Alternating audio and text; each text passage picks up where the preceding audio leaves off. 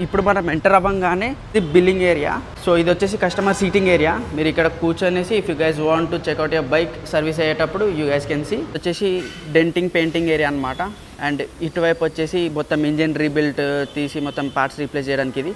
And ఇటువైపు వచ్చేసి మన జనరల్ సర్వీస్ ఏరియాస్ అనమాట. ఇదంతా మన క్లాసిక్ 350ది డెంటింగ్ అండ్ పెయింటింగ్ అయిందనమాట. ఇప్పుడే మీరే చూడొచ్చు. Every part has been రీపెయింటెడ్. ఇది వచ్చేసి వాళ్ళ పెయింటింగ్ వర్క్ షాప్ అనమాట. ప్రతి ఒక్క పార్ట్ని బయటకు తీసి ప్రాపర్గా ప్రిసైజ్గా పెయింట్ వేస్తున్నారు. ఇది వచ్చేసి పల్సర్ పార్ట్స్ అనమాట. గైస్ వీళ్ళు రాయల్ ఎన్ఫీల్డ్ ఇంజన్ని కూడా రీపెయింట్ చేశారనమాట. And look at their quality. మొత్తం మ్యాట్ ఫినిష్ మ్యాట్ బ్లాక్ చేయించారు. ఇంజన్ మొత్తం కూడా పెయింట్ వేశారు.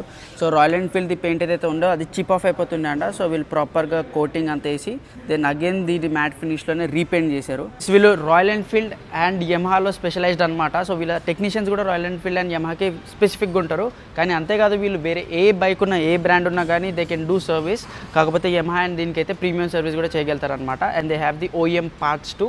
సో ఇంకొకటి ఏంటంటే మీరు మీ బైక్ తీసుకొని ఇక్కడికి సర్వీసింగ్కి వస్తున్నారు, you want to get your premium service done అంటే you guys come here and show this video and get 20% of.